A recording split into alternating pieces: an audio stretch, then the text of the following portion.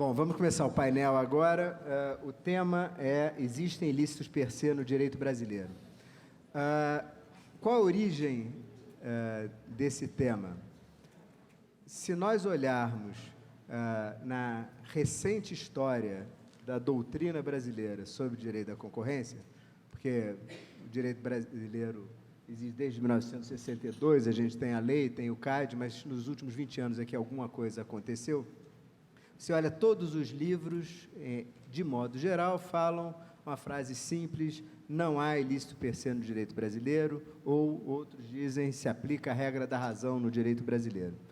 E quando nós começamos a examinar algumas decisões do CAD, não é exatamente isso que nós verificamos. E surge uma grande dúvida. Primeiro, o que significa efetivamente dizer que existe ou não existe direito ilícito per se, e o que significa ou não a aplicação da regra da razão aqui, e qual é o entendimento que hoje predomina sobre o nosso direito.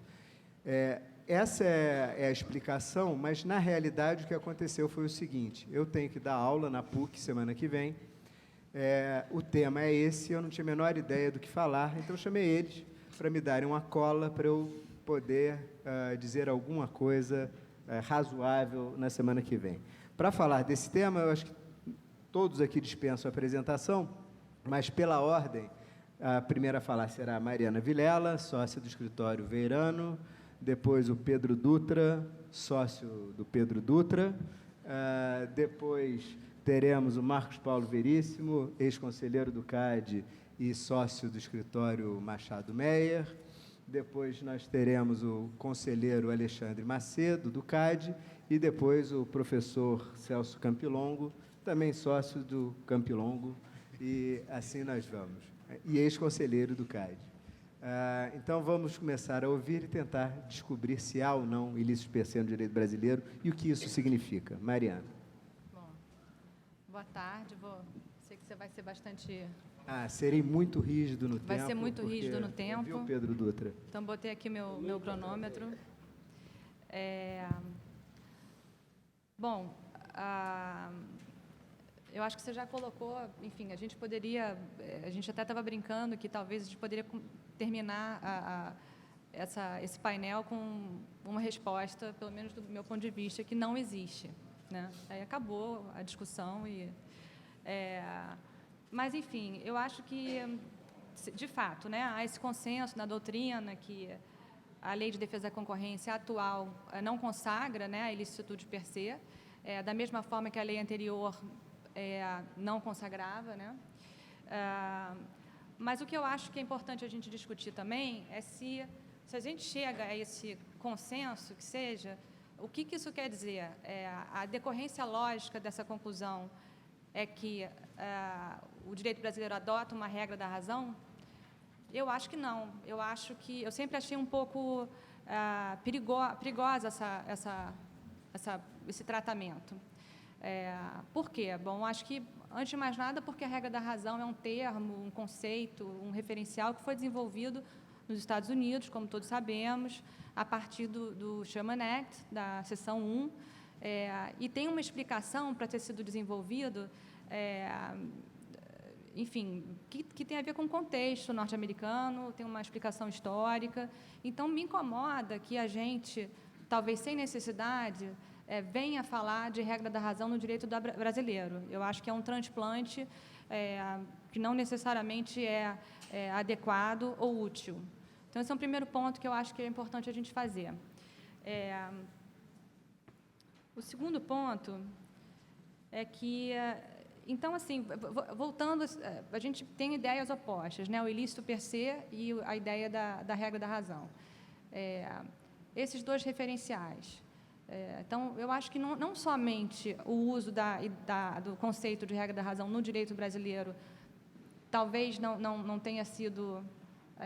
a gente acabou usando isso por prática, por jargão, porque faz parte do idioma internacional do antitruste, mas não sei se é também adequado você usar esse referencial binário, né? Ilícito per se e regra da razão, para a gente pensar como que funcionam as infrações no Brasil. O primeiro motivo, porque é um referencial que a gente importou, né? Então, já mencionamos aqui por que a gente acha que isso talvez não funcionaria. O segundo motivo, na minha opinião, já foi, de alguma forma, aí, tratado pelo Pedro, que, para mim, não está claro o que essas coisas querem dizer. Quer dizer, o ilícito per se é mais fácil da gente entender, né, o que a gente está falando, o que a gente está falando quando a gente está falando de ilícito per se. Mas a regra da razão, enfim, a gente sabe mais ou menos qual a ideia, né? A gente sabe que você adotar um juízo de razoabilidade, analisar as condutas de acordo com o contexto econômico, comercial, suas justificativas econômicas. Mas eu não tenho a sensação de que, quando a gente conversa, e mesmo em preparação a esse painel aqui, de que está todo mundo falando da mesma coisa. Então, quer dizer, a gente importou, de alguma forma, um referencial conceitual que é estrangeiro, que não tem nada a ver com a nossa lei, na minha opinião, e a gente também não sabe muito bem do que está falando, né? O que me dá uma certa angústia.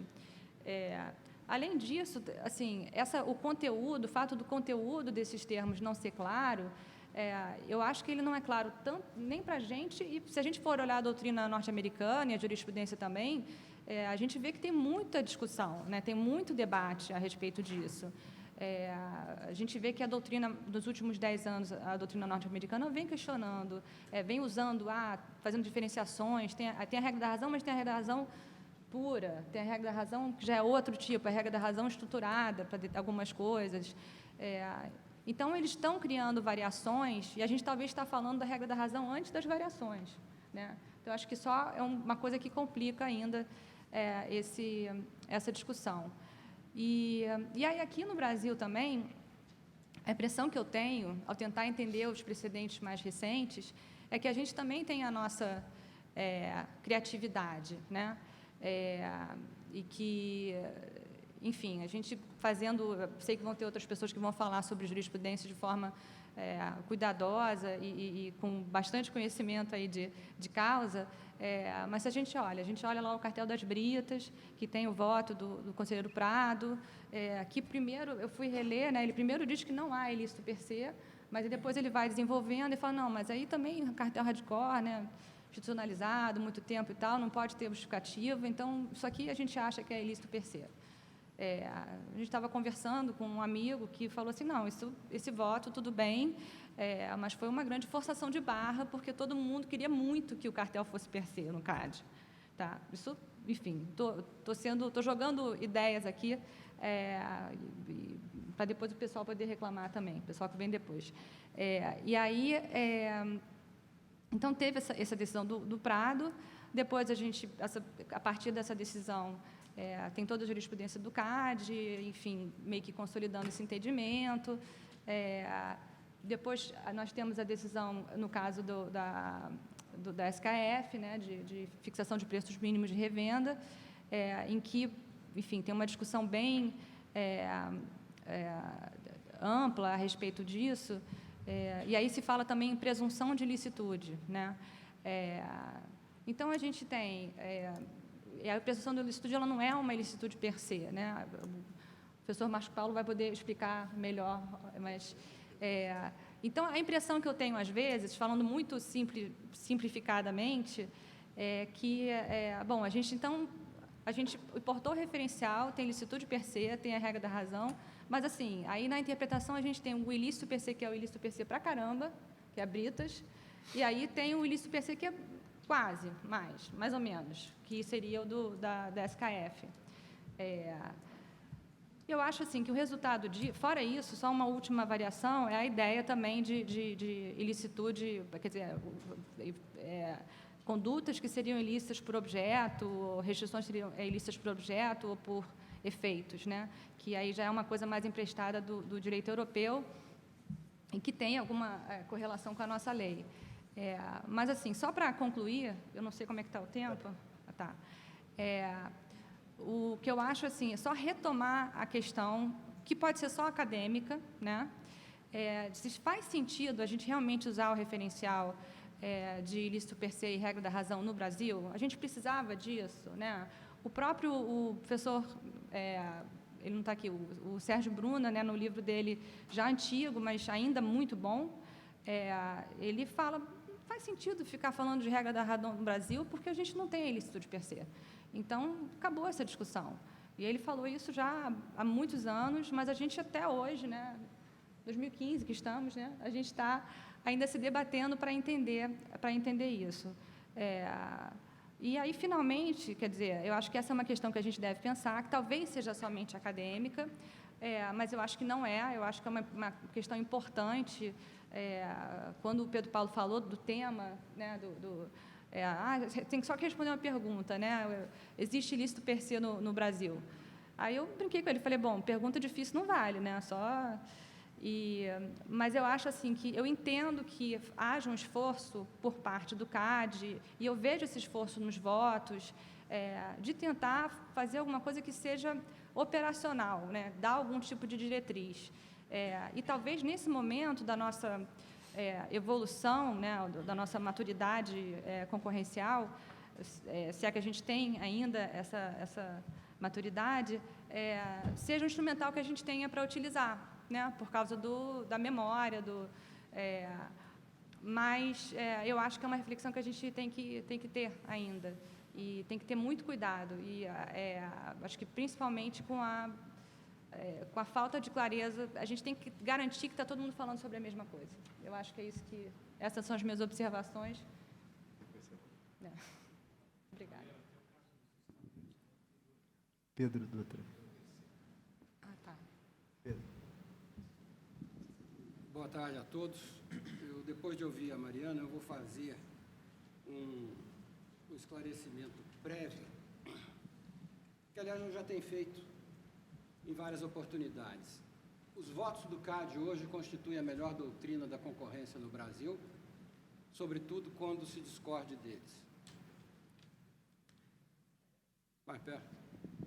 Sobretudo quando se discorde dos votos, do teor dos votos. Há sempre um esforço doutrinário muito forte, um amparo jurisprudencial vigoroso, há até, por vezes, um excesso de detalhes nos relatórios, mas eu acho isso importantíssimo, porque a matéria de fato, no direito econômico, é muito importante. E os votos são, às vezes, caudalosos, mas é importante que seja assim, porque nós ainda estamos muito longe da maturidade da defesa da concorrência no Brasil, em grande parte por culpa do Legislativo e do Executivo, que privam o CAD de recursos para que ele possa se estruturar em definitivo. Dito isso, eu vou ler o artigo 36, porque, na rápida pesquisa que eu pude fazer, eu não encontrei nada, praticamente, sobre o artigo 36. A lei, no Brasil, é pouco analisada, é pouco interpretada. Então, eu vou ler a lei e tentar dar alguma contribuição ao entendimento dessa questão. Diz o artigo 36, repetindo, acho que o 21 da lei, do tempo que o Mauro advogava. 20. Constitui infração da ordem econômica, independentemente de culpa, os atos sob qualquer forma manifestados, que tenham por objeto ou possam produzir os seguintes efeitos, ainda que não sejam alcançados. E aí vem aquela trilogia que ganhou o exercer de forma abusiva a posição dominante, que é uma má redação derivada do inciso 2º, que é dominar mercado relevante de bens e serviços. Quem domina, exerce o domínio abusivamente, senão não dominaria. Muito bem. Lendo o artigo agora, constitui infração da ordem econômica independentemente de culpa. Culpa aí está por dolo. Independentemente de o agente desejar os resultados, tendo ciência deles. Então, independentemente de dolo, os atos sob qualquer forma manifestados. Qualquer forma manifestados, porque os tipos são abertos. E aqui é interessante notar que a lei não fala em cartel, por exemplo, ela fala em ação concertada. Não é? Então, os tipos são abertos, eles não são tipos fechados, isso é próprio do direito da concorrência. Então, qualquer forma manifestados, não há uma forma rígida, não há só formas rígidas que o conselheiro tenha que ficar ali enquadrando, não é? O tipo é aberto, que possam, portanto, ser manifestados, que tenham por objeto, aqui o legislador confundiu objeto com objetivo, ele quis dizer finalidade, independentemente de querer ou não o ato. Isso se remete também independentemente de culpa. Possam produzir os seguintes efeitos, ainda que não sejam alcançados. Possam é que tenham potencial ofensivo. E os efeitos são quais? Aqueles que podem, que não precisam ser alcançados. Sobre esse ponto eu volto a seguir. Mas quais são esses efeitos? São aqueles enumerados nos incisos. Limitar, falsear, dominar mercado, aumentar arbitrariamente os lucros e exercer de forma abusiva posição dominante. Eu queria chamar a atenção, neste caso, da potencialidade infrativa. É preciso que a ação tenha uma potencialidade infrativa, porque senão o mercado reage a ela. Ou melhor, o mercado não reage. Ela não tem capacidade de ferir a ordem concorrencial. O cartel de meia dúzia de agentes econômicos que, somados, tenham 8% do mercado, onde existam 2 outros agentes com, cada um, 35%, 40% do mercado. Podem se consertar à vontade os pobres, que não vai acontecer nada. Muito bem. Agora, o que diz a lei aqui é que possam produzir os seguintes efeitos, ainda que não sejam alcançados. A doutrina brasileira resolveu isso. Isso é o crime de perigo. O crime de perigo é aquela conduta cujos efeitos não são necessários serem alcançados para que se tipifique a conduta infrativa. O grande exemplo é a limitação de velocidade em rodovias, 80 km. Se está a 85, se deu a infração. Não importa se era de madrugada, não causou nenhum acidente, a infração é trafegar acima daquela velocidade. O sequestro, no qual não há a exigência de resgate, o simples sequestro já constitui o crime. Não é? Muito bem. Então, aí nós temos qual situação? É preciso ver o seguinte, ter em mente que o órgão de defesa da concorrência, ele precisa fazer a prova que houve a infração, que o carro estava trafegando, o veículo estava trafegando além dos 80 quilômetros. Por isso que existem os radares para fotografar. O que é dispensado é fazer a prova do efeito. Muito bem. Aí há uma dificuldade objetiva. Qual é a dificuldade objetiva? A dificuldade objetiva é qual é a infração de mero perigo ou crime de perigo que nós temos. É difícil enquadrar. A que me parece enquadrável neste caso é justamente a ação concertada. Por quê?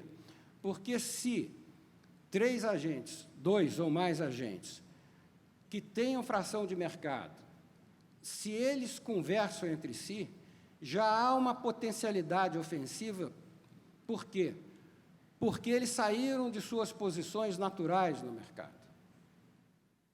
Então, a ação concertada ou o cartel talvez seja, ao meu ver, o único caso onde se configure um crime, uma infração de perigo na defesa da concorrência, no âmbito da defesa da concorrência. Eu não vejo como isso ser diferente. Não vejo que outra infração, uma infração unilateral, possa, sem produzir efeitos, embora não seja necessário produzir os efeitos para haver infração, mas que seja possível se configurar. Aí é uma fronteira entre a infração impossível. Por exemplo, eu sou fornecedor e vou impor um preço de revenda, faço um contrato, mas esse contrato não chega a ser assinado. Se ele for assinado, mas não for executado, nós temos um crime de perigo aí? Talvez, talvez não. No caso da ação concertada ou do cartel, a simples reunião já pode indicar. Por quê? Porque já houve uma conversa para se reunir. Eles já falaram entre si, os concorrentes, e concorrentes que saem, que vulneram a dinâmica concorrencial, a ordem concorrencial. Que a ordem concorrencial, nós sabemos que nela concorrentes não podem conversar entre si, porque se eles forem conversar, eles vão conversar sobre preço, sobre condições, sobre criação de dificuldades a outros concorrentes. Então, o que nós lemos aqui na lei é independentemente de dolo, isso não há dúvida, qualquer forma, porque é um tipo aberto, o objeto, não importa a finalidade. Ah, mas eu não tinha finalidade disso. Não importa, você deveria saber, o agente deveria saber, possam produzir, isso remete à potencialidade, é um exame que o órgão de defesa da concorrência necessariamente fará, se há potencialidade infrativa ou não, porque aí temos o crime impossível, não é? E a produção dos efeitos, ainda que não sejam alcançados. Se é a figura que permite tal dispensa da produção dos efeitos, não pela investigação, mas pela própria natureza da conduta. Há condutas que os efeitos são inexoráveis, eles se seguem. Se há um contrato onde há uma relação onde há preço de revenda imposto, o efeito salta à vista, o efeito é imediato. Não é? Se esse contrato não gera efeito, esse contrato não existiu, essa infração não terá existido. Bom, nos rapidíssimos minutos que eu tenho, a pergunta que eu faço a seguir é o seguinte: aonde é que entra a infração per se aqui? Ou mais, aonde é que ela é necessária? Não é. O grande drama do órgão investigador, sobretudo no Brasil, é a carência de recursos pessoais e materiais. Não é? Isso nós assistimos diariamente. O CAD é refém das próprias necessidades não criadas por eles, muitas delas superadas. O próprio Ministério Público não tem um órgão econômico, ele tem que se socorrer com dificuldades quando ele lida com questões de natureza econômica. Não é? Então, há uma urgência e há uma tendência, que eu digo que não é do CAD, está a Lures, do facilitário da prova, o facilitário da instrução. E isso é muito perigoso. Não é? É a delação ser suficiente sem ser checados os fatos ali narrados, não é? Inversão do ônus da prova. Há uma tentação por esse facilitário da instrução que compreende-se, mas que não pode ser aceito porque a nossa legislação, o nosso direito não permite. A infração per se, o que ela é? Ela é uma construção jurisprudencial americana. Não está na lei, é uma jurisprudência criada. Viram que os tribunais, vendo que estavam repetidos, disseram, esse daqui não precisa nem investigar. Ele dispensa a investigação. A regra per se é uma dispensa criada pela jurisprudência americana, na latitude que os juízes têm nos Estados Unidos, que o nosso sistema jurídico repele. Não é possível ter essa latitude no Brasil. Eles disseram o seguinte, olha, está repetindo muito, é dispensada verificação ulterior além disso. Então, é uma dispensa de instrução. É algo que, no direito brasileiro, é extremamente tênue. Extremamente tênue. Eu não vejo como abrigar, no âmbito da Lei de Defesa da Concorrência, a regra per se. E não acho necessária. Estamos discutindo algo que não é necessário. Se abandonar a regra per se, o CAD está manietado? Claro que não. Absolutamente não estará. Então, o meu ponto é simples. Quanto tempo falta? 3 minutos. O meu ponto é simples. Eu não acho necessário. Além de não ser necessária, não vejo como adotá-la. Nós aí vamos para uma questão de direito comparado. O direito comparado não é o direito transplantado. É o cotejo das experiências distintas, como mostrou Ascarelli em 44 e o Santiago Dantas em 48, num seminário em Paris, disse o seguinte, é um cotejo entre normas e experiências jurídicas. Isso é que nós temos que ter em mente. Não é pegar um instituto jurisprudencial, se quiser, o professor Campilongo me corrija se existe essa figura, entendeu? E adotarmos aqui, não estou dizendo que o CAD esteja fazendo isso, estou falando conceitualmente, embora há uma tentação aí em alguns votos, mas, e adotá-lo, por quê? Porque com essa prática vem um dado da experiência que não é a nossa experiência, que não é a nossa experiência jurídica, não é a nossa experiência existencial, inclusive, como nós estamos vendo no caso das relações premiadas, surpreendendo todo mundo. Muito bem. Dito isso, eu acho que é muito interessante esse seminário para nós termos a oportunidade de dizer o seguinte, é necessária a regra per se, antes de perguntar se ela encontra abrigo no direito brasileiro? Marcos Paulo. Vamos lá. Muito bem, eu acho que o painel vai ficar menos divertido do que eu supunha que ele seria, porque a gente está concordando acho que no substancial. Achei que ia ter mais sangue. Eu espero que o sangue venha em breve. E acho que, de fato, a visão que eu tenho do problema com algumas observações que eu pretendo fazer, razoavelmente parecida. O que eu acho que vale a pena ter em mente para a gente, de fato, entender qual é o sentido de perguntar qual é o papel da regra per se ou da regra da razão no direito brasileiro, etc., acho que vale a pena entender qual é o sentido da regra per se e da regra da razão no direito americano, que é o primeiro passo da gente poder raciocinar se isso para nós tem alguma aplicação, né? E eu acho que, no fundo, talvez a questão seja mais simples do que parece, né? No fundo, ela remete ao texto do Sherman Act, que tem duas linhas, né? Quer dizer, tem um artigo que trata dos acordos que podem implicar restrição ao comércio e um outro artigo que fala da monopolização, né? E, basicamente, o artigo que fala dos acordos diz é proibido qualquer acordo que implique restrição ao comércio entre os Estados. Isso em 1890. E, logo em seguida, começam a ir para o judiciário acordos que importam restrição na liberdade de comércio entre os Estados. Muitos. Até porque eles acontecem o tempo inteiro. É da natureza do contrato implicar algum tipo de sacrifício à liberdade das pessoas que contratam. Não é? Um contrato de exclusividade significa que eu não venderei para mais ninguém, ou que você não vai... E eles são absolutamente indispensáveis a que muitos setores da economia consigam funcionar.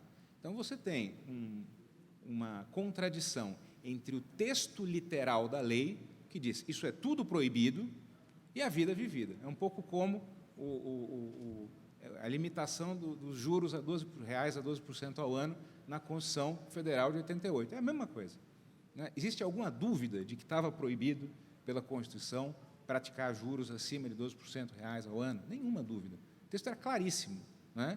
E de uma insensatez ímpar, né? Aplicar aquele texto simplesmente pararia a economia brasileira. Então, o que você faz quando você tem um texto de lei extraordinariamente claro, determinando algo que não é de bom senso, né? Você interpreta. E foi, acho que, basicamente o que a Suprema Corte dos Estados Unidos fez, né? Olhou para aquilo, não. Estão proibidos os acordos que não sejam razoáveis. E daí o rule of reason, né? Exige a condição de que o acordo restrinja de maneira irrazoável a concorrência. E a gente vai dizer, bom, mas isso e nada é quase a mesma coisa, porque irrazoável é um conceito para lá de indeterminado. De fato, não resolve o problema, mas ajuda a começar a resolvê-lo, né? Indica que o texto da lei não vai ser aplicado literalmente. E aí o meu problema vai ser interpretar o que é razoável ou o que não é razoável, não é? Então, nesse contexto, o que é o ilícito per se? É aquele que, por definição, implica uma restrição irrazoável ao comércio. E aí, basicamente, a jurisprudência constrói o cartel hardcore como sendo um exemplo de conduta que é irrazoável, pode ser considerada de antemão. O que é a conduta razoável é algo que, até hoje, os americanos não estabeleceram com clareza, né? Num certo momento, lá atrás, se disse o seguinte, não, a distinção, na verdade, é entre aquela que tem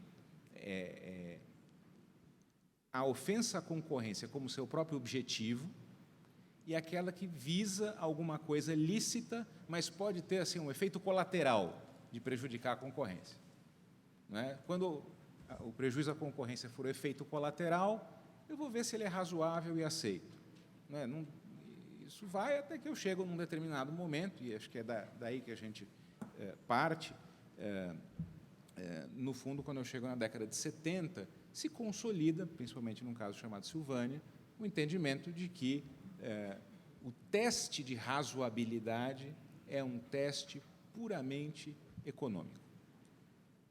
Não é? Quando eu não estiver diante de um cartel hardcore, a avaliação da sua ilicitude é um teste econômico de efeitos líquidos negativos. Não é? Então, se eu levar a ferro e fogo essa jurisprudência, ela diz mais ou menos o seguinte: cartel é coisa de jurista, o resto é coisa de economista. Se você precisar saber se um cartel deve ou não ser punido, você vai lidar com o arsenal do jurista. Não é? Há uma conduta, e eu preciso fazer provas se essa conduta aconteceu ou não. Prova essa que não é simples, não pode ser mera presunção, tem que existir, tem que ser demonstrada, etc., etc., etc. Do contrário, vai ser um teste econômico de efeitos líquidos. E a grande crítica que se fez, então, é de que, tudo bem, esse teste econômico é de resultado muito incerto. Essa é uma crítica mais jurídica do que propriamente econômica, mas como é que eu consigo lidar com o ilícito que diz isso? É mais ou menos o equivalente, no campo da ética, a um código penal que tivesse um artigo, dizendo, é crime tudo que é moralmente reprovável. Esse é um artigo excepcional, porque tudo que é moralmente reprovável é crime, tudo que não é, não é. É o melhor código penal do mundo, exceto por um problema. Moralmente reprovável, na opinião de quem? Não é? A regra da razão no modelo Silvânia tem esse problema, quer dizer, excepcional. Quer dizer, só vou proibir o que realmente é problemático do ponto de vista econômico. Mas problemático do ponto de vista econômico, na opinião de qual economista? Ou mediante o uso de qual método? Não é? E, no fundo, é por este problema que aí os americanos começaram a inventar a regra da razão truncada, a regra da razão para cá, a regra da razão para lá, e resolver um pouco o problema de uma maneira semelhante a nós, né? Tentar olhar para tipos de conduta e ver se há algum farol que possa nos ajudar a analisar esse tipo de conduta. Não é? Então, acordos entre concorrentes que não visem fixação de preço, mas visem troca de informação, há critérios a priori que possam ser aplicados? E se eu for olhar, existe o tipo de informação, etc., etc. Acordos de exclusividade, acordos de preço, discriminação de preço, descontos, etc., etc., etc. Arrumaram lá o jeito deles de resolver esse problema. Os europeus têm outra lei, portanto, lançaram mão de outras coisas, né? A lei europeia também tem 2 artigos, um que fala do acordo, o outro que fala da posição dominante, né? E o artigo que fala dos acordos que possam restringir a competição tem uma linguagem parecida com a brasileira, né? E fala, são proibidos os acordos que tenham por objeto ou possam produzir o efeito de restringir a concorrência. E aí também, muito cedo, o Tribunal de Justiça da União Europeia constrói uma jurisprudência que lida com esses 2 conceitos. Diz, olha, há restrições à concorrência que tem a restrição à concorrência há condutas que têm a restrição no seu próprio objeto. Quando é o caso, eu preciso provar o quê? A configuração da conduta, mas não preciso provar o efeito deletério. Nesse sentido, o efeito é quase que presumido. É um pouco como o exemplo que o Dr. Pedro nos trouxe dos 85 km por hora. Eu preciso provar que alguém passou pelo radar a mais de 35 km por hora, mas não preciso provar que isso colocava em risco as pessoas. Não é? Se o Ayrton Senna estiver passando a 90 km por hora, ele cometeu um ato ilícito, ainda que ele não esteja colocando a vida de ninguém em perigo. Não é? Se o meu filho passar a 40, ele não cometeu, quer dizer, ele cometeu porque ele não tem carta, mas não fosse esse detalhe, ele não estaria cometendo um ilícito, ainda que estivesse colocando a vida das pessoas em risco. Quer dizer, esse é o ilícito pelo objeto. Em oposição, quando eu estou diante de uma conduta que não tem a restrição da concorrência como seu objeto, eu vou olhar os efeitos. E aí também isso não quer dizer muita coisa. O que nos ajuda não é saber que é um ilícito pelos efeitos, é olhar o guia vertical europeu, é olhar guias que têm 20, 30 páginas e explicam qual será o critério de análise de cada uma das possíveis condutas que podem ser analisadas pela Comissão Europeia. No fundo, é isso que me ajuda. Não é saber se é um ilícito pelo objeto ou pelos efeitos, né? E é isso que eu acho que o CAD tem procurado hoje. Portanto, talvez nenhum critério, nem o outro, sejam compatíveis propriamente com a legislação brasileira. Para começar, por um detalhe que o Pedro colocou ao ler a lei, de que só se fala na Europa de ilícito pelo objeto ou pelos efeitos no caso de conduta horizontal. Né? No caso de acordos, não é horizontal, pode ser vertical, mas no caso de acordo, né? Os abusos de posição dominante não têm essa redação. Não se fala em ilícito pelo objeto ou pelos efeitos no caso de abuso de posição dominante. Né? A nossa lei é diferente, ela bota tudo num... Mas é essa divisão que está certa, que você falou. Né? A nossa lei bota tudo no mesmo saco, põe um monte de coisa, tira coisa do Getúlio e... Mas dá para entender bem, mas você está certo. Né? É horizontal. Até porque, de fato, não faz sentido você pensar em ilícito... É o crime impossível. Por exemplo. Então, quer dizer, qual é o nosso problema, de fato, não é? Independente do nome que a gente venha dar a ele, não é?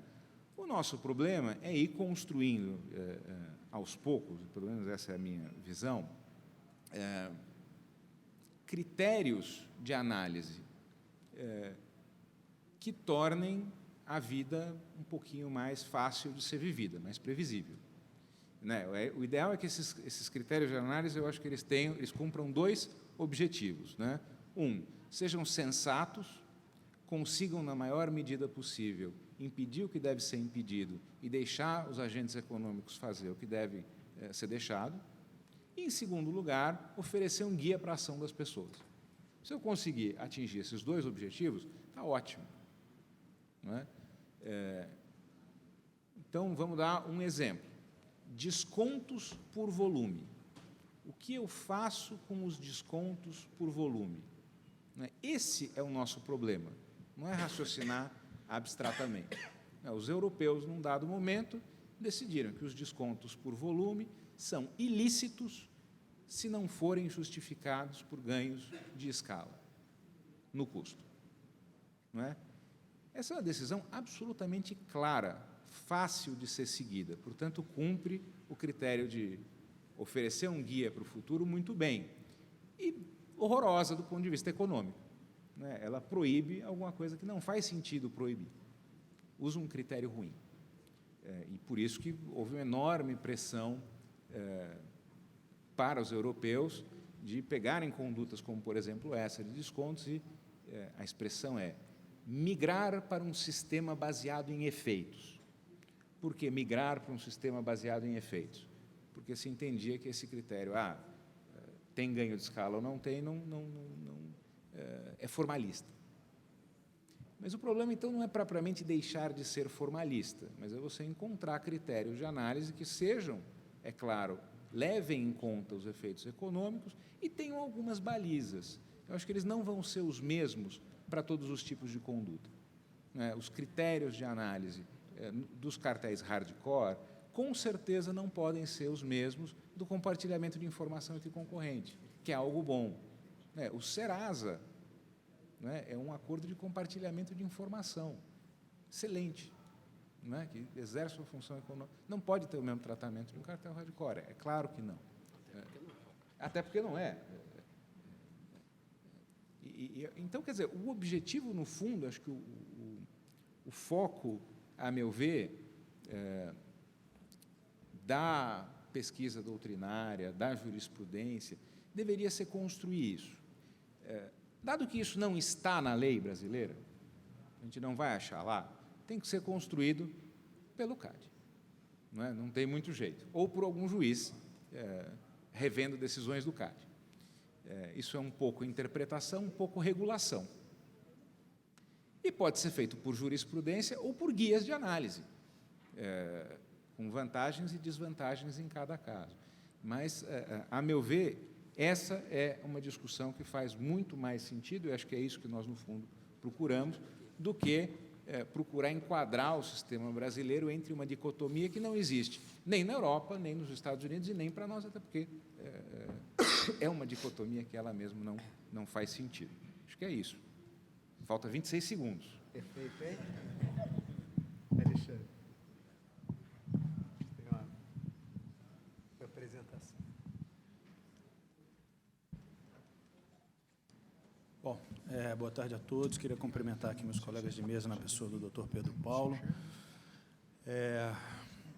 E eu preparei uma apresentação, os primeiros slides falavam justamente desses conceitos trazidos pelos meus colegas aqui de mesa, mas, por óbvio, eu vou pular para não me tornar repetitivo e vou partir direto para uma análise de jurisprudência que eu preparei para o evento. Então, eu pesquisei aí, basicamente, as decisões que trata de cartel e algumas sobre indução de conduta uniforme, que é o que vai realmente girar em torno dessa discussão de per se e regra da razão, de uma maneira mais forte. E foram, no total, aí, 72 casos, e eu justamente fiz essa divisão nesses 3 tipos de regra: razão, objeto e per se, que, pelo que eu entendi, foi exatamente essa definição que a gente deu.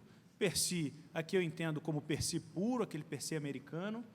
Regra da razão, não existe a presunção, tem que o CAD, ou a autoridade antitruste, demonstrar os efeitos negativos. E, por objeto, existe aí uma presunção relativa, uma presunção em que, pela natureza do objeto, do ilícito, pela natureza do ilícito, a gente já define ele como sendo ilícito, cabendo aí uma contraprova demonstrando que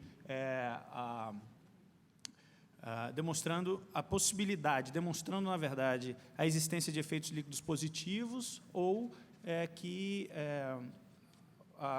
o objeto ilícito não era, por si só, demonstrar justamente o que estão nos efeitos do inciso 1 ao 4 do artigo 36. E aí eu fiz uma barrinha de tempo para demonstrar, e eu vou direto para as jurisprudências, para demonstrar exatamente como é que o CAD analisa, analisou essa jurisprudência desde 99, e esses casos desde 99 a 2015.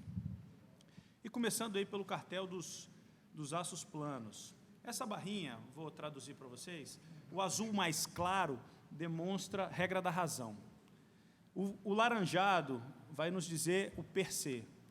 E o azul mais escuro, o por objeto. Então, se vocês pararem para analisar, na primeira parte aí da barrinha, a gente tem predominantemente a utilização da regra da razão pelo CAD. E a partir ali de 2007, existe uma tendência maior a tentar mudar essa jurisprudência, utilizando o ilícito per se e alguns conceitos, alguns julgados, trazendo essa definição de ilícito por objeto.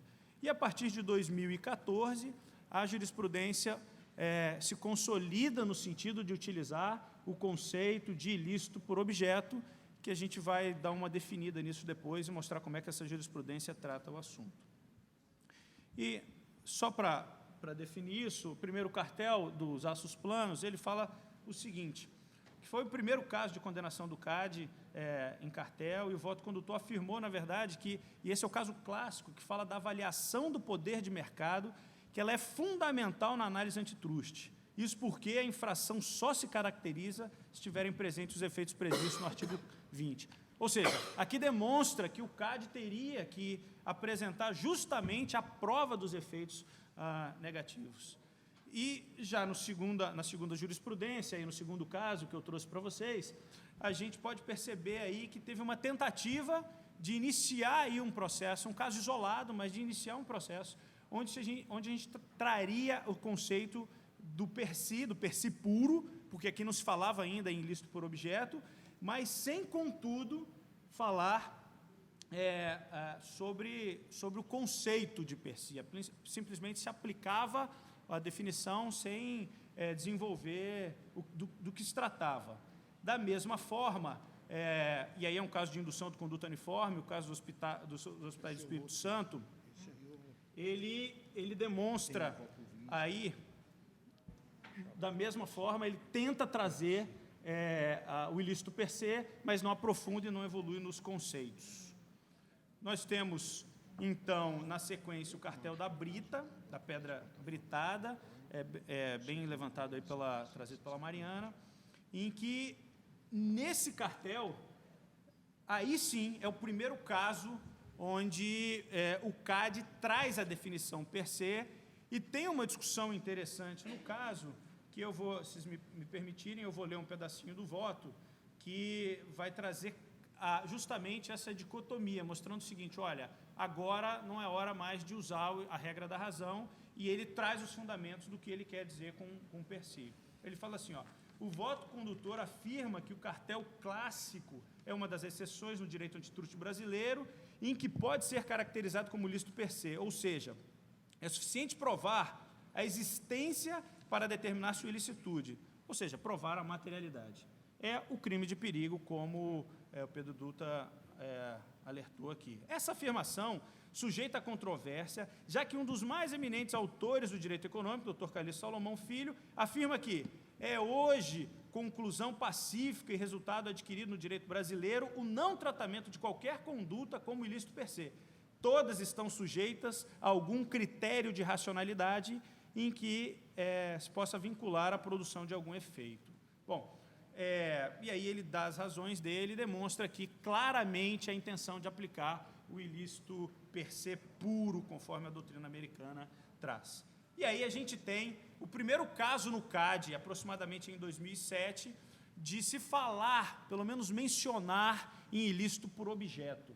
Não se traz o conceito definido no voto até do Marcos Paulo, no caso da ABAV e no fixação de preço de revenda da SKF, mas ele menciona pela primeira vez a possibilidade de se utilizar esse ilícito por objeto, mas traz um conceito interessante, que depois é até reformulado no próprio voto do Marcos Paulo, que diz assim, ó: nesse processo, o relator apresentou pela primeira vez o termo ilícito por objeto, dando início, portanto, à utilização da exata expressão prevista na lei, sem conduto detalhar o seu conceito. E aqui ele traz até o que o Pedro Dutra falou, dizendo que por objeto tem a finalidade de levantar a discussão sobre um elemento subjetivo, ou seja, o objeto queria dizer a finalidade de produzir determinado resultado, ou a vontade, um elemento volitivo aí, que posteriormente a gente vai ver tratado muito bem por um voto do Marcos Paulo. E aqui eu trago outro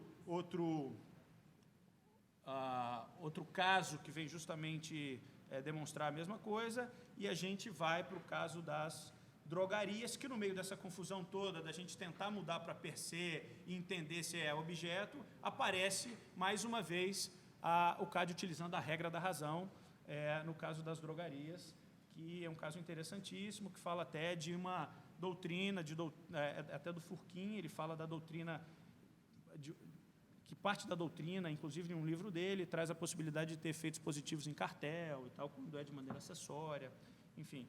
Ele trata disso, mas surge no meio de uma discussão dessa uma regra da razão. E aí a gente vai para o caso dos combustíveis, do cartel de peróxido, que trata novamente do per se de uma maneira pura, trazendo o per se no sentido clássico lá do direito americano. E aí a gente chega no voto que pautou toda a discussão com relação ao ilícito por objeto, que é o voto de fixação de preço de revenda lá da SKF e da ABAV. Bom, a partir daí, os senhores podem notar que tivemos ainda uma tendência, mais um laranjinha ali, de utilizar o conceito per se, mas a jurisprudência do CAD se firma no sentido de entender que o nosso ordenamento jurídico tem que avaliar sobre esse aspecto do ilícito por objeto. Mas o interessante disso é que, quando a gente analisa a jurisprudência, principalmente a partir de 2011, a gente começa a perceber que existe uma confusão nos conceitos de per se e objeto. Ora, o CAD trata per se e objeto como sinônimo, ora não. E isso vai muito do que a Mariana falou no começo, dizer o seguinte: será que nós estamos falando a mesma coisa? E será que essa discussão sobre per si e objeto, com esses nomes, realmente são importantes? Ou será que se a gente ficar discutindo, pô, tem que ser per si, tem que ser objeto, tem que ser regra da razão? Será que interessa mesmo a doutrina americana, a doutrina europeia, a gente está dizendo estamos importando ou não estamos importando? Porque os fatos são os mesmos, aqui nos Estados Unidos ou na Europa. O que nós estamos discutindo aqui, na verdade, é qual é a natureza do ilícito antitruste. Se nós podemos elencar alguns ilícitos e dizer o seguinte, nesse, pela própria natureza, ele é ilícito e eu não admito prova em contrário. Ou, se em qualquer um, seja ele cartel, e aí tem vários tipos de cartéis, eu não posso, de repente, classificar cartel colocando tudo dentro de um mesmo saco e dizer, olha só, todos os cartéis são per si, porque nós temos aí, a partir do momento que a gente começa a analisar cada ilícito, a gente tem uma análise muito interessante sobre escalas de presunção, principalmente por padrões de prova. O que é lógico.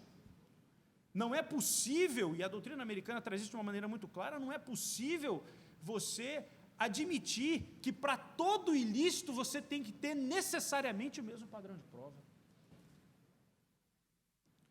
Seria até mesmo dizer que em todo e qualquer caso de cartel, ou de qualquer ilícito, eu tenho que demonstrar os efeitos negativos, sendo que eu tenho uma conduta que em 99% dos casos já está presumido os efeitos negativos. Seria decretar a falência de qualquer agência antitruste. Por isso a análise lógica e racional de entender que o direito brasileiro deve sim utilizar isso, conforme determina a lei, e pautar a discussão sobre a premissa de uma presunção objetiva, no sentido de, é lógico, obrigatoriedade de demonstrar a autoria e a materialidade, ou seja, se o carro realmente passou dos 85 km por hora. Mas quando eu digo crime de perigo, se o carro passou dos 85 km por hora, eu estou dizendo que isso é uma presunção absoluta. E esse conceito não pode ser importado no direito penal de maneira literal para o direito antitruste, porque nós estaríamos dizendo que no cartel nós criamos um ilícito de perigo abstrato com presunção absoluta. É isso que nós queremos? Para todos os tipos de cartel? Portanto, essa análise, e aí eu faço uma divisão muito clara, a gente tem assim, ó, em uma caixinha, o ilícito per si, e em outra caixinha, a regra da razão. E dentro da regra da razão, uma escala de presunção entre ilícito por objeto e regra da razão pura, de uma maneira muito didática e simples de identificar.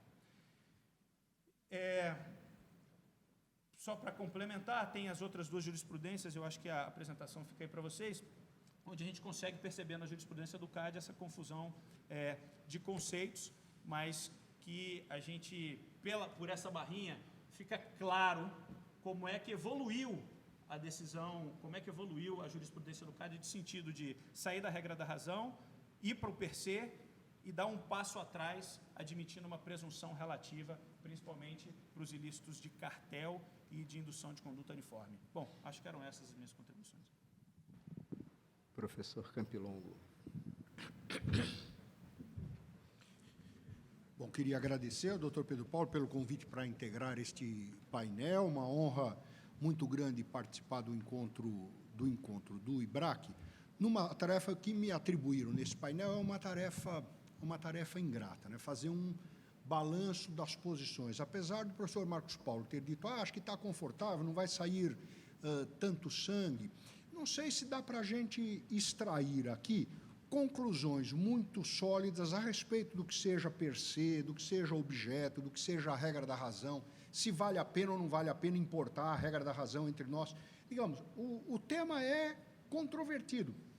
E fazer uma síntese, justamente por conta disso, não é uma coisa fácil. Confesso que quando entrei no CAD, fui conselheiro do CAD de 2000 a 2002. Quando eu entrei no CAD, o secretário de acompanhamento econômico era o Cláudio Considera.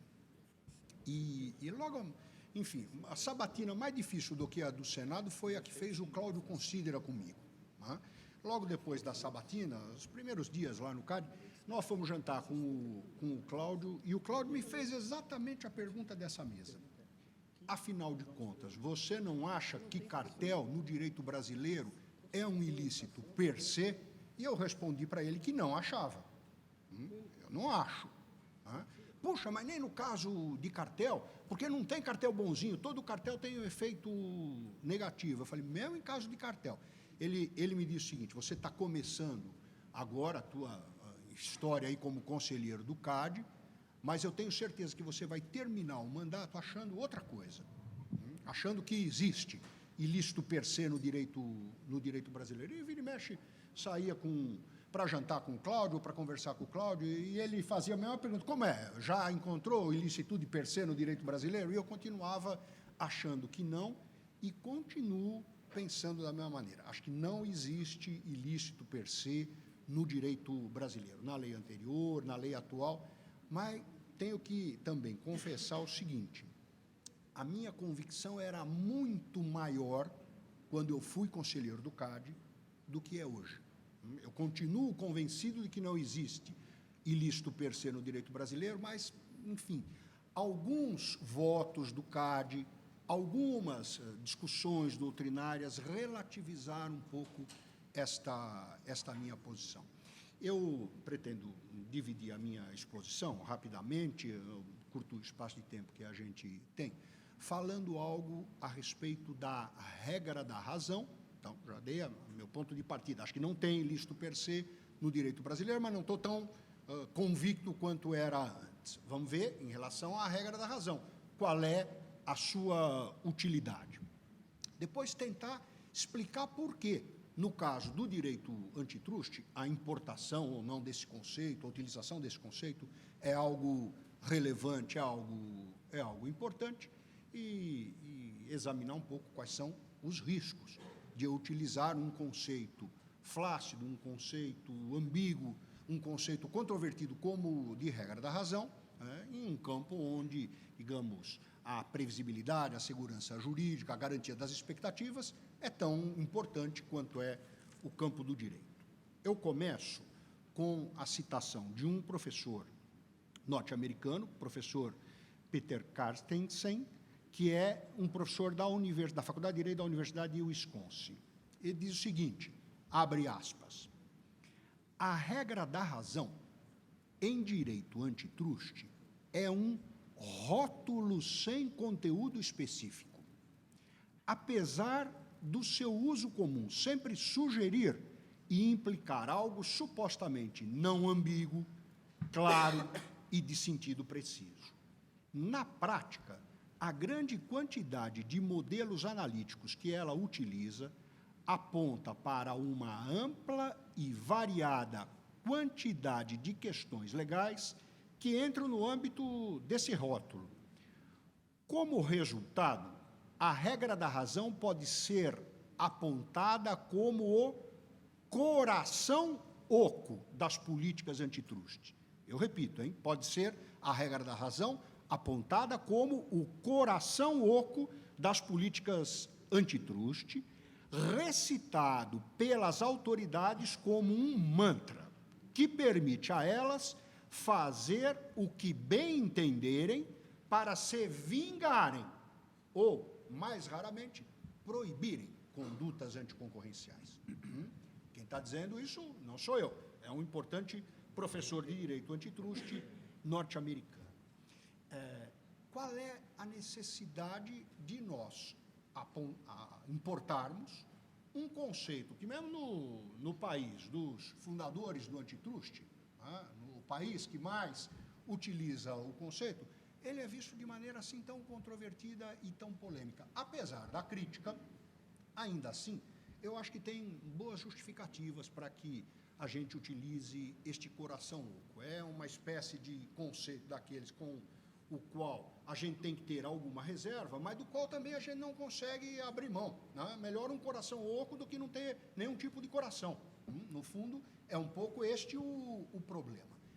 Onde é que está, digamos, a dificuldade na utilização da regra da razão? Alguns poderiam dizer, a regra da razão é uma técnica de inversão do ônus da prova ou de identificação de qual é o padrão de prova exigível. Alguns poderiam dizer a regra da razão é uma técnica de julgamento.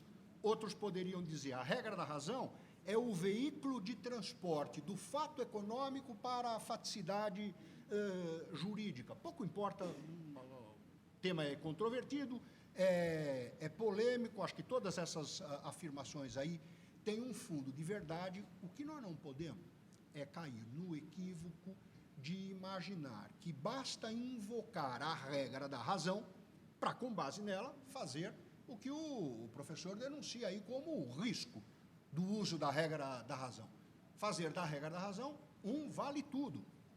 Fazer da regra da razão um instrumento de vingança ou, às vezes, de proibição da conduta antitruste. É exatamente nesta ponte entre o fato econômico e a sua juridificação, é exatamente neste ponto, que a relevância do direito vai se expressar. Isso não pode ser vale tudo, mas, ao mesmo tempo, por que eu tenho que me valer tenho que utilizar este coração oco? A regra da razão, digamos, é uma espécie de contínuo. Ao contrário disto, a regra per se, ela pressupõe um resultado totalmente negativo em relação ao mérito. Isto per se é condenável. A regra da razão trabalha com uma flexibilização disso. Doutor Alexandre dizia agora há pouco, acho que o que nós estamos discutindo, menos do que saber se é regra da razão, se é regra per se, se é assim ou se é assado, é a natureza do ilícito antitruste. Por trás do ilícito antitruste, eu sempre tenho um abuso. Claro que a resposta à questão dessa mesa, se tem ou não ilícito per se no direito brasileiro, ela está no artigo 36. Mas está também no artigo 1º da lei antitruste, da anterior e da atual. E está na Constituição brasileira também. A lei reprimirá o abuso de poder econômico. É disso que se trata. Saber quando é que eu estou diante de um abuso. Abuso de direito ou abuso de poder econômico pressupõe a existência de um uso excessivo, de um excesso, de um abuso. É difícil que eu demonstre a existência desta abusividade sem me valer de um mecanismo análogo a este coração oco, que é a regra da razão. Por trás desta necessidade de me valer da regra da razão, existem, digamos, algumas características que não são apenas do direito antitruste moderno, são características do direito moderno. O antitruste apenas acompanha um movimento mais geral. Quando os americanos começaram a discutir a ideia de razoabilidade nos acordos, nos contratos, é mais ou menos na mesma época em que os europeus estavam inventando o conceito de abuso de direito, mais ou menos contemporânea a discussão. Diferença de poucos anos. Por que razão? Olha, nós temos aqui um tipo de direito que é, como falou o doutor Pedro Dutra na sua exposição, faticamente intensivo. Basicamente, o antitruste tem 2 artigos, um que trata de concentração e um que trata de conduta. O resto é um pouco de firula. Este é o núcleo duro do direito antitruste. Normativamente, este é o núcleo duro. Mas aquilo que importa mesmo na análise antitruste, por isso muitas vezes os votos são tão longos, não que eles estejam fazendo exegese da lei, destes 2 artigos, é porque eles estão fazendo a interpretação e reconstituição do fato. E é para a reconstituição do fato que a regra da razão é importante. De outro lado, não é só com o direito antitruste, com o direito de uma maneira geral, eu tenho cada vez mais uma combinação entre regras, as poucas existentes no caso do antitruste, com princípios. Peguem lá o artigo 1º da lei antitruste, que vocês vão encontrar um conjunto deles. Função social da propriedade, defesa do consumidor, livre iniciativa, um monte de princípios. E, ao longo da lei antitruste, uma série de conceitos indeterminados que procuram viabilizar estes princípios. Os tipos abertos a que se referiam os que me antecederam.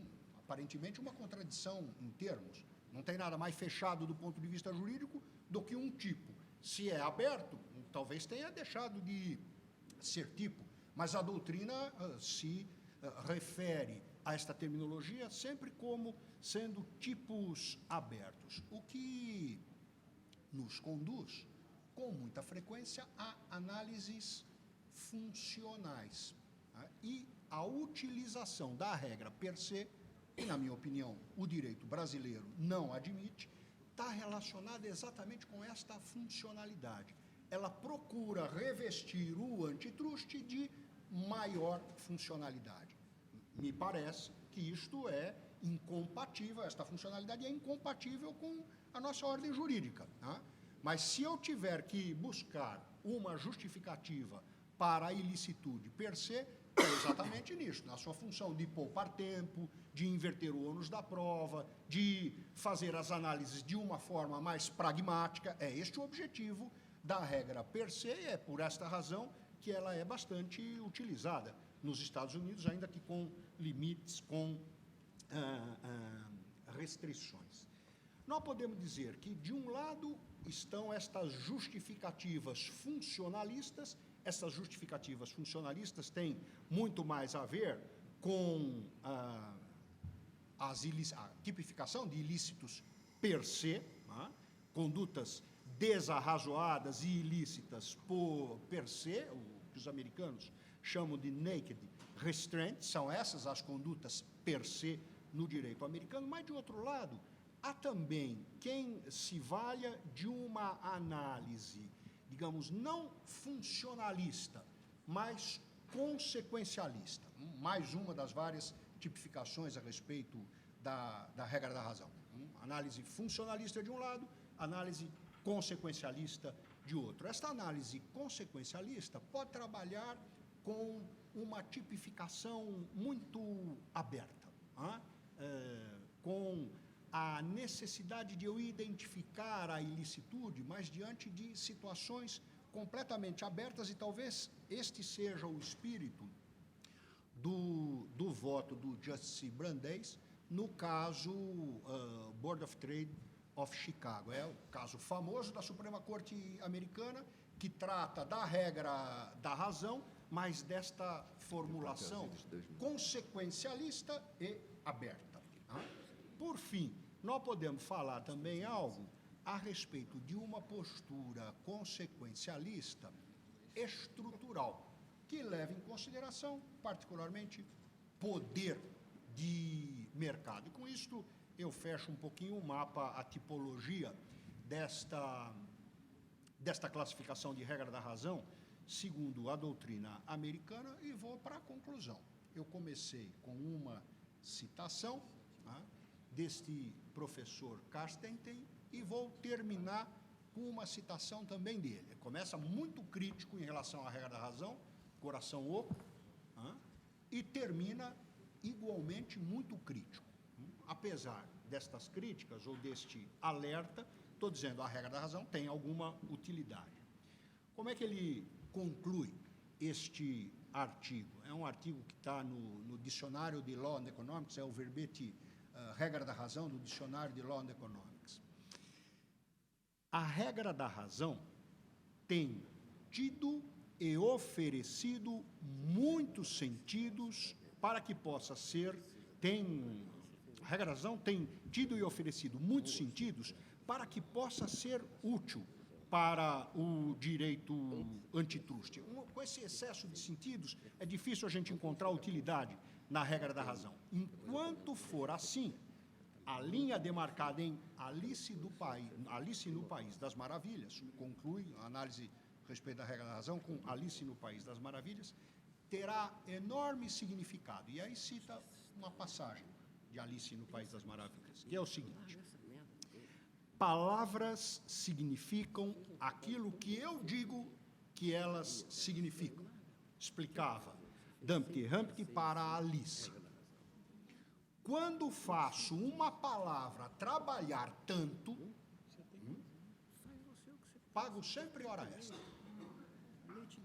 Se assim for, volto eu aqui à minha análise, se assim for, pelo trabalho que estamos dando à regra da razão, a alguém que se habilite a ser o banqueiro, a alguém que se habilite a ser o banqueiro e pagar a hora extra da regra da razão, a que preço, a que custo, nós vamos importar esse conceito do qual nós não conseguimos abrir mão. Obrigado. Aproveitar aqui os minutos que eu estou aqui, vou fazer uma pergunta, na verdade, eu não sei se é para provocar um pouco aqui, nós todos. A gente deu alguns exemplos. O sujeito está andando 80 km por hora, ultrapassou, crime de perigo, o que for. Ou falamos de cartel hardcore, que aí não há dúvida. Só que tem um problema que eu vejo. A lei 12.529, 8884, qualquer uma, não tem nem os 80 km por hora, nem o cartel hardcore. Não, espera aí, deixa eu só falar. Não, vamos lá. Vamos lá. O que tem a lei, você está falando de condutas, de fatos. Quando você fala o termo cartel hardcore, já há nesse fato uma valoração que você deu a esse fato, considerando algo ilícito. Tá certo? A lei, ela fala acordo de preço, acordo de quantidade, acordo em concorrência pública, preço abaixo de custo, fala um monte de coisas como exemplos, mas ela não tem ali, diz, formar cartel é ilícito. Ela diz um fato. E a autoridade, ela vê um fato, um acordo, alguma coisa, e a dúvida essa é a questão, o simples fato dela ver um acordo significa que há um cartel e é, portanto, ilícito? E, portanto, o simples fato de haver um acordo significa que alguém passou de 80 km por hora e é ilícito? Ou, em vista de um acordo, a autoridade tem que examinar algo mais? Examinar se aquele acordo tem ou não um efeito qualquer e, portanto, o simples acordo não é ilícito. E porque eu acho que a gente fica um pouco falando, olha, cartel hardcore eu não vejo efeito positivo. Tudo bem, mas é a mesma coisa, quer dizer, o sujeito fazer uma chacina na Baixada é crime. Mas a gente não está falando da chacina da Baixada. Eles estão olhando, um acordo. Todo acordo é ilícito, portanto, é passar de 80 km por hora. Todo acordo configura um cartel. Há determinados fatos que você a simples existência dele, você diz que é um ilícito. Um acordo em concorrência pública. Não estou falando que ele é ilícito de acordo com a Lei 8666, mas todo acordo em concorrência pública é um cartel? Porque a lei, se fosse, por que estaria no parágrafo 3º uma referência dizendo os atos ali do parágrafo 3º serão ilícitos na medida em que estejam no caput? Se é na medida em que, é porque aquilo ali não é suficiente. Então, o que é necessário? Até onde deve ir a análise? Talvez até seja necessário. A presunção é outra coisa. Você pode dizer, não, acordo em concorrência pública, que é um ato ilícito, de acordo com 8666, ninguém discute, você pode até presumir o efeito negativo concorrencial de uma forma mais ampla. Mas até onde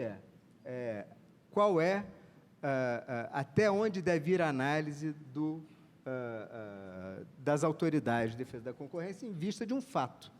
E aí que a gente vai dizer se aquele fato por si só pouco importa, per se, ou se ele está sujeito a um exame maior, que às vezes se generaliza chamando de regra da razão, mas nem sempre é exatamente a regra da razão original. Então, até onde deve ir essa análise? É necessário a potencialidade do efeito sobre o mercado ou não?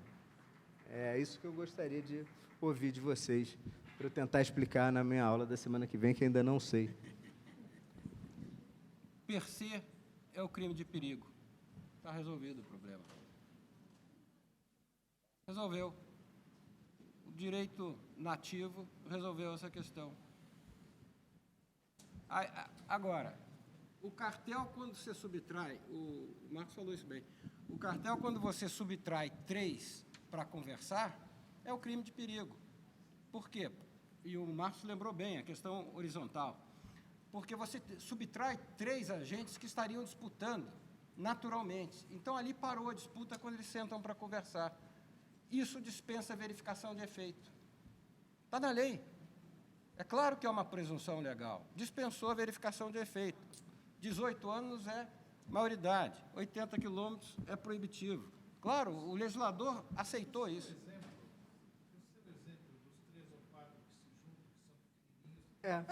Mas aí a lei diz que não tem potencialidade ofensiva, porque é óbvio que não vão infringir. Mas Isso então é da você experiência. precisa olhar o efeito? Não, você olha a potencialidade, não o efeito. Não, mas que Tudo seja a bem, potencialidade tudo do bem. efeito. Neste caso, potencialidade, porque está na cara. Eu vou lutar com o Mike Tyson, não tem que analisar nada. Você sabe quem vai perder. Isso é uma análise fácil de ser feita. Juntam 3, é o que o Celso me falava, é o cartel dos idiotas. São 3 caras com 3% de mercado que fazem um cartel. Pode fazer à vontade o cartel, isso não tem potencialidade Então, ofensiva. pelo menos que surge. Está resolvido na lei. Mas é que ler talvez- a lei, gente. Basta ler a lei. Seria. Per se não existe. Per se Então, é mas essa é a questão. Isso é discussão acadêmica. Não, mas Deixa essa é a pra questão. faculdade. Não, mas a questão é até onde você Não vai precisa. dar, o judiciário vai acabar, o juiz não quer saber de per se, regra da razão, ele vai ler Eu a sei, lei e vai Pedro. interpretar. Pedro, O CAD tira esse troço daí porque vai perder no judiciário. Vamos lá. Standard de prova, não sei o quê, acabou. Agora vai. Né? A lei é per se, pronto, a lei é per se. A lei é Vamos lá.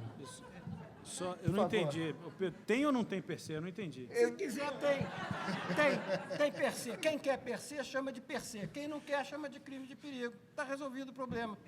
É simples. Agora, o cuidado é o que o Mário de Andrade falava, a macaqueação. Tem nos Estados Unidos, tudo. Vamos estudar o que está lá. Tudo bem, estuda. Uma aula americana. Agora, na hora que chega aqui, vamos aplicar a lei. Eu estava cochichando aqui para o Alexandre. Aplica a lei. Aplica a lei. Aplica. Eu sei, mas aplica. Eu acho que a gente continua talvez com o mesmo problema. Porque. Mas é um problema Não, aplicar a lei. não é esse. Tá aí. É Mete porque a eu vara e imagino, aplica. eu não sou autoridade de defesa da concorrência, mas não chega lá um contrato de cartel. Estamos aqui formando um Chega. contrato de cartel. Chega, Aí vem, tem. chega, Então melhor ainda. Mas então, eles veem um fato. Tem E muita aí? burrice por Vamos aí, lá. Vocês. Os outros, vamos ouvir. Bananão não é fácil. Vamos ouvir outras. Vamos lá. Agora está mais divertido. O que eu acho? Quer dizer, eu concordo integralmente com você. Quer dizer, a lei se expressa do jeito que ela se expressa. Quer dizer, ela de fato não separa as coisas. E isso agora eu acho que é preciso compreender qual é o significado ou o efeito da lei ser do jeito que ela é, né? Acho que ela não quer dizer que a gente vai viver na balbúrdia. Quer dizer, ela quer dizer que alguém dotado de autoridade para interpretar a lei, esse alguém normalmente é o judiciário, mas no nosso caso é o judiciário e uma agência administrativa especializada, vai ter que fazer o trabalho de melhorar a lei, que é outra maneira de... é outra forma de descrever o que a gente às vezes descreve de maneira mais enfeitada por interpretação, né? O que é interpretar? Interpretar é ignorar o texto literal da lei e inventar coisas que parecem fazer sentido, né? Uma visão realista, uma visão realista do processo, acho que diria mais ou menos isso. Você inventar umas coisas que não estão lá, mas que você realmente acha do fundo do seu coração que deveriam estar. E outras pessoas vão discordar de você, e em algum momento, pessoas que têm mais autoridade, né, mais autoridade do que um conselheiro do CAD, têm o conselho do CAD inteiro num dado momento. Vão chegar a uma conclusão, e essa conclusão vai se estabelecer, vai ser posta ao crivo do judiciário, o judiciário vai manter ou não vai manter, e aquele problema será, de alguma forma, resolvido. Aquele problema. Não é? Então, eu vou saber que um cartel hardcore, com determinada configuração, que tenha o propósito de redução da concorrência como um elemento intrínseco, etc., etc., etc., é ilícito e eu não preciso olhar market share para chegar a essa conclusão.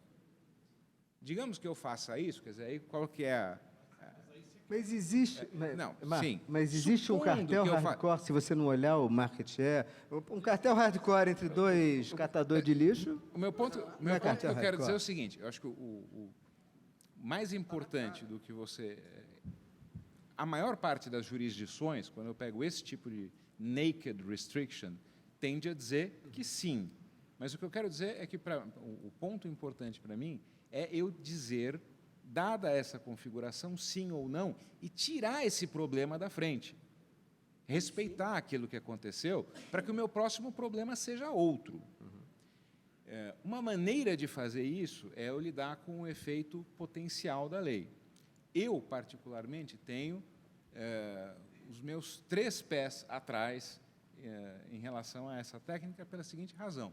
Se eu aplico a potencialidade de efeito com esse tipo de frouxidão, no caso das naked restrictions, eu acabo aplicando desse mesmo jeito para tudo. E aí, o efeito potencial vira de novo a regra da razão na Alice. Eu confio que você não vai fazer isso. Mas aí eu tenho que confiar em cada um, porque senão eu posso pegar o desconto por volume e dizer também, olha, aqui num determinada configuração, assim assado, pode ter um potencial. Entendeu meu receio? Eu sei, mas tem que ter um limite. Não. Senão a gente vai ficar com medo de tudo. O cara que está excedendo ali. No caso do cartel, você mesmo falou. No caso do cartel, você deu exemplo, é monopólio, é horizontal. Naked, sim. Mas eu tenho também muitos arranjos horizontais que não tem problema nenhum. Sim, mas aí é uma questão de dosimetria, de você verificar. Muito. O julgador tem que saber disso quando ele aceita o cargo. E usando o exemplo ali do acordo em licitação, quer dizer, aí eu tenho um problema danado, que essa é uma importação também americana, e que para nós gera uma situação completamente absurda, porque eu tenho um bis in idem se eu pensar na fraude à licitação. Então, eu preciso começar a separar as duas coisas. Não terá se aquilo tiver um efeito no mercado. Agora, qual é o mercado? Se você define o mercado a própria licitação, aí Sim, você já... Mas julgar é difícil. Você tem um bis in idem de novo. Quer dizer, agora, certamente é uma hipótese que tem que ser submetida, eu acho, a um regime diferente, porque, do contrário, você tem um bis in idem que passa a não fazer sentido nenhum. Mas eu acho que o meu ponto é esse.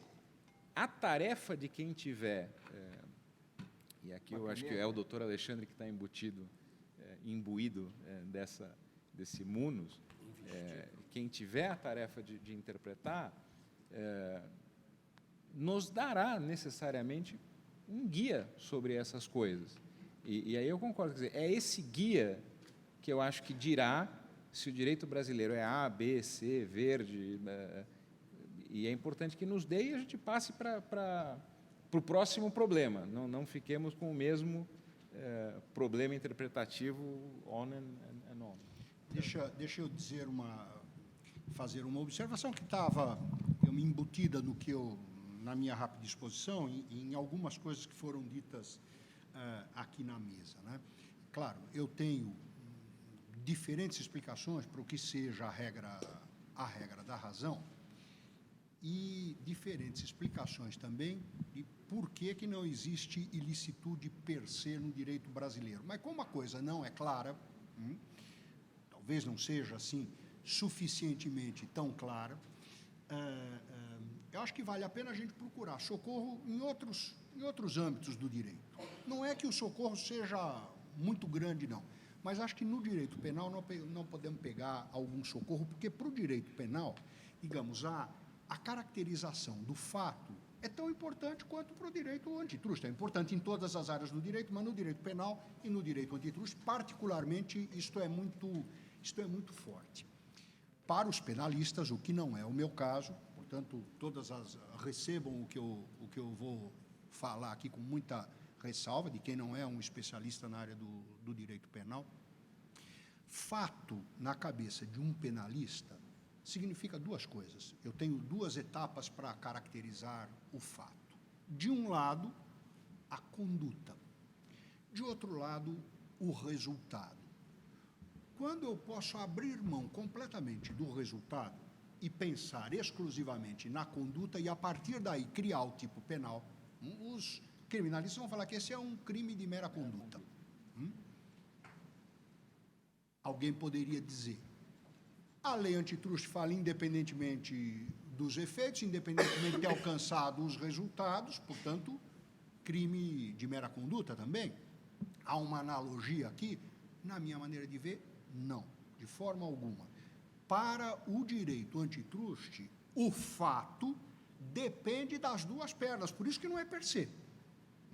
Depende da tipificação da conduta, mas também depende, porque está na lei, da potencialidade do resultado. Se você não tem potencialidade do resultado, não tem abuso. É por isso que não tem ilícito per se no direito brasileiro, na minha opinião. Rapidamente é o seguinte, eu concordo com o Celso observando uma coisa simples. O cartel per se, se vocês quiserem, ou de mera conduta, jamais é descoberto. Jamais, é como o crime de quadrilha, não é processado em si, e sim pelo crime posterior. O cartel que reúne 3 ou 2 e fazem um acordo e nada acontece depois, jamais virá à tona. Então, na prática, é um crime de mera conduta que, na prática, não é jamais descoberto como o crime singular de quadrilha. E o cartel é uma quadrilha? Ele nunca é descoberto. Tecnicamente, ele é de mera conduta. Na prática, não se manifesta.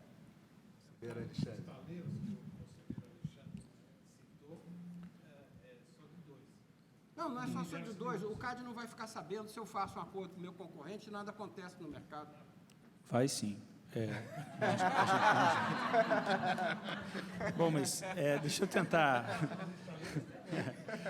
eu tentar resumir isso. Bom, a gente, com todas as ressalvas necessárias, por que a gente sempre tenta trazer do direito penal conceitos que possam nos ajudar no direito antitruste, não só no antitruste, mas no direito administrativo sancionador de um modo geral? Porque os caras estudam isso há 500 anos. O direito penal estuda conduta. Então, ele quer saber se o dolo está na cabeça do cara, está fora, o que compõe um fato típico e tal, essa discussão toda. E fazendo uma analogia interessante com o direito penal, quando a gente começa a analisar os tipos penais e lá os elementos do crime, quando a gente estudou na escola, na faculdade de Direito, a gente viu lá que fato típico é conduta, resultado, nexo causal, tipicidade, esses são os elementos objetivos do fato típico, e aí você continua descendo, você tem os elementos axiológicos, resultado juridicamente relevante, imputação objetiva do resultado e imputação subjetiva. E quando a gente fala de regra da razão, e fazendo essa análise, a gente vai para uma parte axiológica, que é justamente o resultado juridicamente relevante. E é isso que o senhor, Dr. Campilongo, falou nesse momento. Eu preciso saber o seguinte, se a conduta praticada, ela teve ou não resultado juridicamente relevante a ponto de afetar aquele bem jurídico tutelado. Mas quando a gente analisa isso sob o ponto de vista do direito antitruste e do direito penal, a gente já presume também no direito penal que algumas condutas afetarão necessariamente o bem tutelado, como o homicídio. Não tem como eu utilizar o princípio da insignificância para dizer o seguinte, olha, a vida foi insignificante. Portanto, ali se presume que afetou-se o bem jurídico tutelado e, portanto, teve um resultado juridicamente relevante. Quando não tem, o fato sequer é típico. E não estou analisando aqui antijuridicidade, nem culpabilidade no sentido normativo lá do terceiro elemento. Eu estou analisando tipicidade. E o que nós temos que discutir aqui, independente se é per se, regra da razão ou por objeto, é o que eu faço com o cartel e que tipo de cartel. O que eu faço com a fixação de preço de revenda e o que eu faço com a cláusula de raio. Eu posso dizer que essas condutas, elas naturalmente, pela sua natureza, elas já afetam o bem jurídico tutelado e possuem um resultado juridicamente relevante? Eu acho que é essa a discussão. É isso. Só por causa da hora, Mariana, você começou, você acaba. Resume tudo, conclui, por favor. Claro. Bom, tem uma citação do Tom Zé, né? Exatamente, agora vai. Tomei anotações, eu passo para você depois. Mas o Tom Zé que fala, né? Eu estou te explicando para te confundir, estou confundindo para te esclarecer. Eu acho que eu estou mais... A gente sai daqui com mais... eu não tenho nenhuma observação para fazer, só que eu achei que as referências ao esporte aqui estão meio datadas, né? Porque o Torpedo Dutra falou em Mike Tyson, o Marcos falou no Ayrton Senna. Eu acho que a gente podia dar um upgrade na próxima vez, mas foi um prazer, gente, foi muito bom. Bom, gente, obrigado. Acho que não vou já estouramos aqui o nosso tempo. Muito obrigado a todos. Obrigado aos...